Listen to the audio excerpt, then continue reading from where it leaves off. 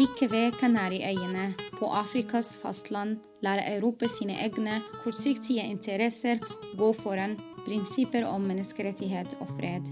Velkommen til SANDFAST, vår podkast om Vest-Sahara, den siste kolonien på det afrikanske kontinent.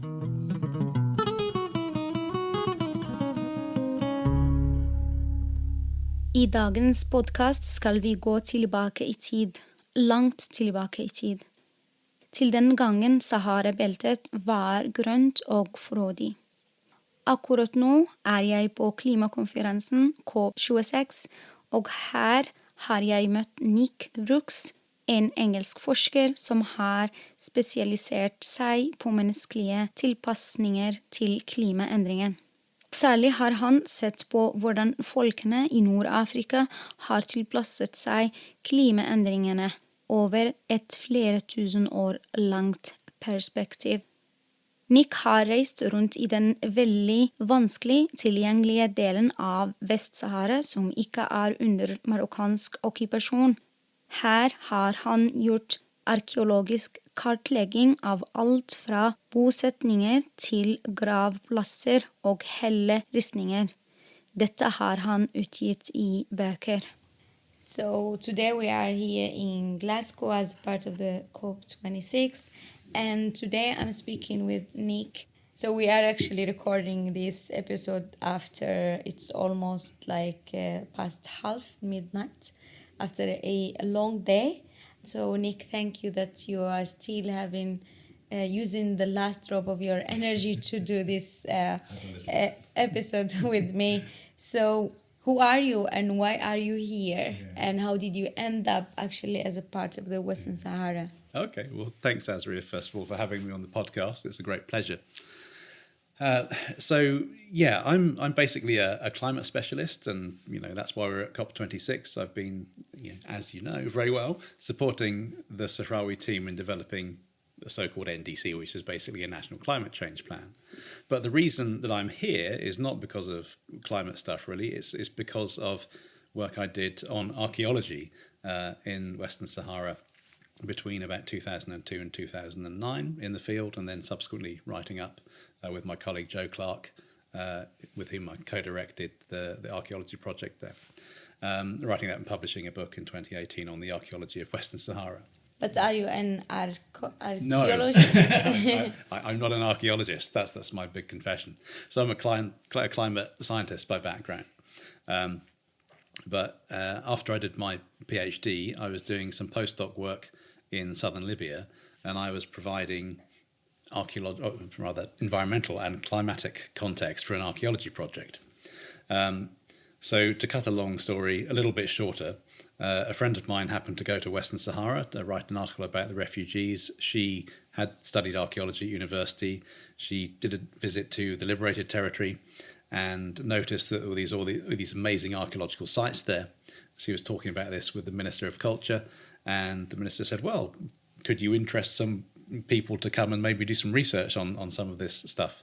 They had Spanish teams working on the rock art, but my friend Margaret Raffin had particularly noticed there were lots of these big stone monuments, prehistoric stone monuments in the landscape. And the minister said, well, we haven't got anybody looking at these. So I think she tried a few proper archaeologists first who were a bit put off probably by the political context. And eventually she contacted me because she knew that I was working on an archaeology project in the Sahara, so I might have some contacts. So we put together a small team, and we travelled to the camps and then to the liberated territories and just had a look around, recorded some of the archaeological sites, tried to develop a basic understanding of what we were seeing, published that in a paper, and then we kept coming back after that. The archaeology there was so fascinating, and even myself, as somebody who was not a professional archaeologist but who had worked in the Sahara, did see that there was plenty of stuff there that we could do a lot of work with. And so after you traveled to the liberated territories of Western Sahara, what research have you made there?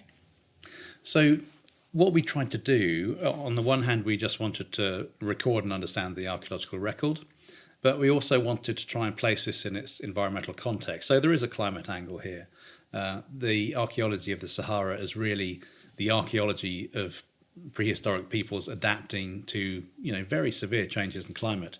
The Sahara, I think, as we know, used to be green, and then it became the sort of hyper-arid desert that we know today. So a lot of what we see in the archaeological record is evidence of people responding to increasingly arid conditions, and sometimes this happened quite quickly. So we're trying to understand how what we see in the landscape today can tell us something about that process of adaptation in the past. Speaking of the past, so what kind of historic remains of human settlements can be found in the territory? So we can talk broadly about, I guess, four different types of sort of archaeological evidence or archaeological material remains. We have the burial monuments, and most of these we think are burial or funerary monuments, containing the remains of the dead, but not all of them. We also have things like stone circles and stone arrangements with astronomical alignments. But we can talk about the built stone, structures, many of which we can describe as monuments. Then we also have the rock art. It can be paintings and engravings.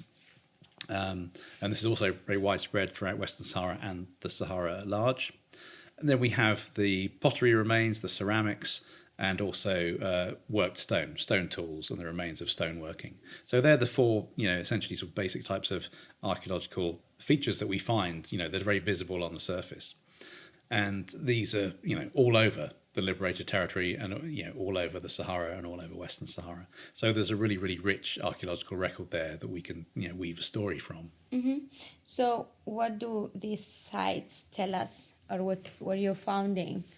So what they tell us is that Western Sahara and the areas that we worked in must have been occupied for a very long time, and there must have been a significant human population there. And by comparing with other Saharan regions, and by looking at things like the rock art, and by looking at what we're seeing in these funerary monuments, we can conclude that these people were, pastoralists. They were cattle herders. And when we look at the archaeology from the rest of the Sahara, what we see is evidence that cattle herding emerged in the Eastern Sahara, possibly also independently in the Central Sahara, and then it spread west. It seems to have spread west as the desert dried up, and the drying was more advanced in the east, so it's almost as if the desert is spreading in a way from east to west, and people are sort of following that with their cattle. And so what seems to be happening is that Western Sahara may have been one of the last places that people sort of went to as they were looking for better pastures, better environment, better climate, more resources, and that it acted as a refuge, potentially, we think for quite a long time after a lot of the rest of the Sahara was hyper-arid.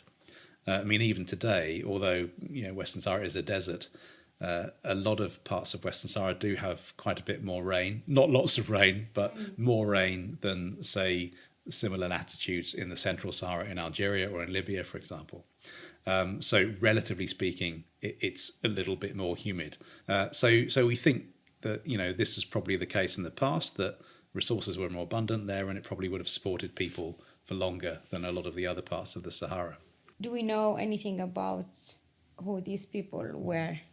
Well, so we can be pretty confident that these people were cattle herders, maybe not exclusively. There would have been some hunting and sort of gathering. We're pretty sure they weren't farmers. But the archaeological record is, the classic archaeological record of Saharan pastoralism. If we look at the Central Sahara, for example, what we see is that the earliest burials were not actually of people. They were of cattle and other animals.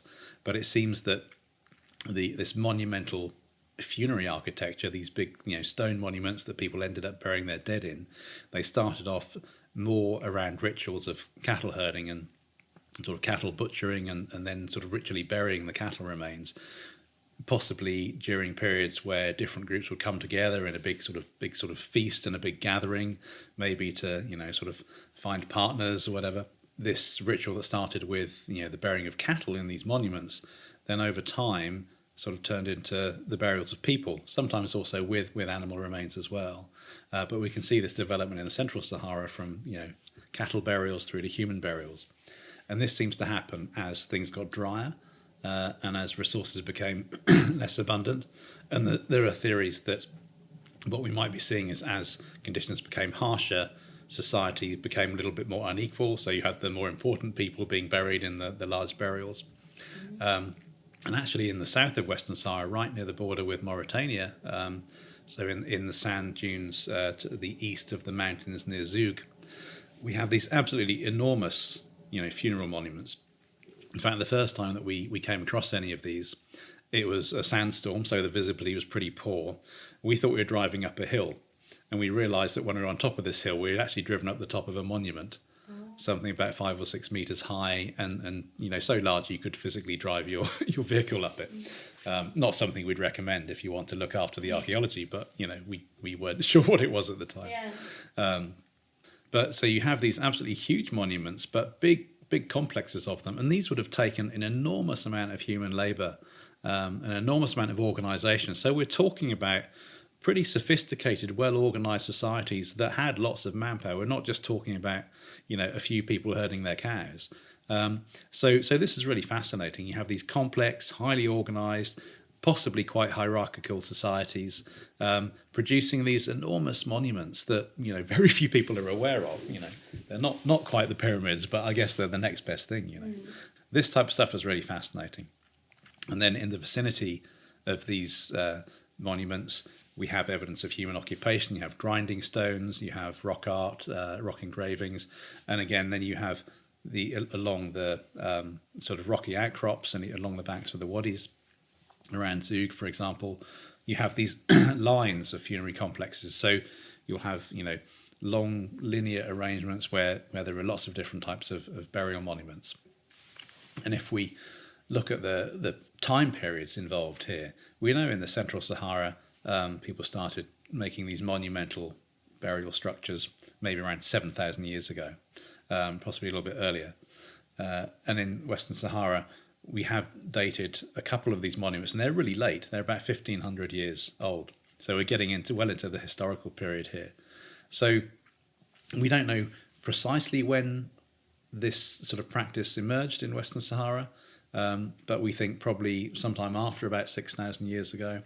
But it certainly carried on, across the Sahara. This culture existed for thousands of years, and we can't really imagine, a culture surviving for that long these days. Going back to climate change or the transformation. Yeah, transformation is a good way of describing it. How did this green area turn to desert? So there's a number of processes going on here. I think a lot of people assume that it was humans that turned it to desert by, misusing it and abusing it. The science doesn't support that at all.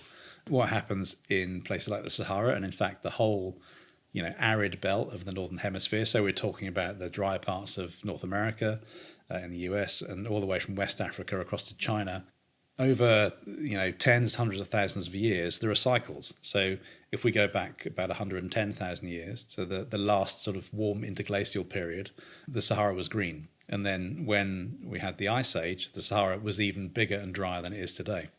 So when you have when the world's cold, when you're in an ice age, the deserts tend to grow. There's not as much moisture in the atmosphere, the temperatures are lower, so there's not as much evaporation from the oceans. A lot of the water is locked up as ice, so it's a drier planet basically, which might seem counterintuitive. We think of cold and wet, but that's not how it works. And then often when it gets warmer, when the world's warmer, then you do get more rainfall in places like the Sahara. And today, when we're talking about climate change, global warming, and the climate crisis, I don't think we're going to see a wonderful greening of the Sahara, but some of the climate models do indicate that we might get increases in rainfall in parts of the south of the Sahara, parts of the Sahel, but more in the central and eastern regions. The models tend to predict that places like Western Sahara and most of Mauritania, for example, and certainly Morocco and the whole region of the Maghreb will become a lot drier. But Western Sahara is sort of the transition zone where the models are saying, well, east of this line probably wetter, west of this line probably drier. But what we've also got to remember is that even if there's more rainfall, with higher temperatures we get more evaporation, so the soil is going to be drier, so that extra rainfall might not be realised as extra water resources. But that's talking about what's happening sort of now and potentially in the future. And I think your question was about how did the Sahara become a desert? So basically, the changes that we're seeing in the climate of the Sahara in the past, they're to do with the interaction of changes in the way the Earth orbits around the sun, which occur on very long time scales, and sudden sort of internal shocks and variations in the way the oceans circulate, and these combine to produce big changes in the climate and in the aridity there. So it's a combination of natural processes to do with astronomy and just the way the oceans move, I guess. So Nick, I'm coming to the last question. Is there any threats to the archaeology in Western Sahara? Yes, I think there are actually quite a lot of threats, and I guess it's a little bit not straightforward. In a sense, we can say that the conflict has actually kept people away from a lot of the archaeological sites, so they haven't been disturbed. When you see what happens in other countries where there's a lot of tourism, for example, this can be really damaging to the archaeology. But it's also resulted in a lot of damage, and so I've heard, I haven't sort of seen them for myself, but I've heard that the construction of the berm destroyed over 80 archaeological sites, important archaeological sites, and that seems pretty clearly believable, because it's been constructed in areas where you'd expect to find archaeology. In fact, you build something that big through Western Sahara, it's going to go through a load of archaeological sites. I think also some sites have been used by military personnel, and particularly around sort of Tifariti and the Wadi Turnit. You can see where the Moroccan troops they dug trenches and defensive structures, and sometimes they used the burial monuments to do this. So around the Wadi Turnit, there's a couple of examples where monuments have been reshaped into gun emplacements. So they've been sort of physically destroyed and disturbed. And the other major thing that happened in 2006 at Lajwad was that the MINURSO peacekeepers, the UN peacekeeping force, they went and vandalised a really important archaeological site with rock engravings and quite faint paintings and stuff. They spray painted. Then it was quite stupid, really, because they spray painted. They didn't just spray paint some random stuff. They spray painted their names, their nationalities, and their personnel numbers, so we knew who did it. But in really big letters, is really quite a shocking act of vandalism. Like, I can't really understand what motivated people to do that. So in the end, there was I haven't visited the site since it was apparently restored, but I know the UN did try and sort of undo the damage. I just don't know how successful that was. But we also saw similar things, not on the same scale, around Tifariti, Rakez Lemgassem, for example, where again we had not in the big spray paint, but in sort of like charcoal or whatever. Again, sort of this UN sort of record of staff numbers and countries. But there's also been quite a bit of graffiti in Arabic, and what we hear is that also been sort of local people or nomads or whatever. And so I think that damage comes from... Why is that? Is that lack of knowledge maybe of the importance? I think so. Yeah. I think it's when I started doing the archaeology in Western Sahara, the approach or the attitude towards the archaeology seemed to be this is all made by people before us, people who there's nothing to do with us. These were just these strange unknown people who inhabited the territory before we were here. But what was really interesting was after the MINURSO vandalism, it seemed that the Sahrawi took much more ownership over that heritage.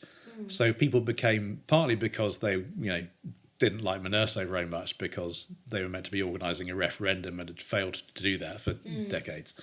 But when they saw what they'd done, they said, well, this is our heritage, So people suddenly became more engaged with the heritage in a weird way, as one of the sort of positive things come out of that, I guess.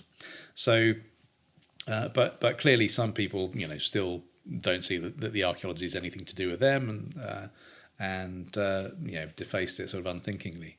So I think, programs that are like awareness raising, trying to sensitize people to the importance of the archaeological heritage, as their culture, something that they own, that they should look after and be proud of. I think that's going to be one way of, it's going to be a really important way of trying to preserve that heritage as well. But the other thing is, if we look at other countries and we look at Morocco, for example, there are like 6 UNESCO World Heritage Sites in Morocco, and some of the sites in Western Sahara should probably also have that status. But again, because of the conflict, UNESCO is not going to declare a World Heritage Site in the Polisario-controlled areas because of the politics of it. So the conflict, again, means that the archaeology isn't given the recognition, it's not given the protection that it would if it existed in another, political or geographic context. So again, the conflict is having a negative impact in that way as well. So I think, like so many things in Western Sahara, it's this neglect and exclusion by the international community and by international organizations, by the UN, because of the conflict, that means that, something that would be treated differently somewhere else is again ignored. So yeah, there are lots of reasons and lots of threats. Of course, back to climate change. Climate change is a potential threat to some archaeological sites. Changes in humidity and changes in rainfall can actually threaten rock art sites. There are cases where you've had a shift in climate, and if it becomes more humid, then you can get sort of lichen and stuff growing on the rock surfaces, and this can break down the rock surface on which you've got paintings. So changes in climate could also affect certain aspects of the archaeology as well. And I think we could be sitting here, especially now you just started on the effect of climate change. But we can do another podcast on that. Yeah, because I see the time now and it's 1:20 in the middle of the night. And I should say thank you so much that after such a long day, you are still sitting here and doing this podcast. It's a pleasure. Yeah. I love podcasts. Yes. Good. And I hope you will like this one. Thank you very much. Yeah, thank you. Hvis du vil lære mer om konflikten, gå til vest-sahara.no.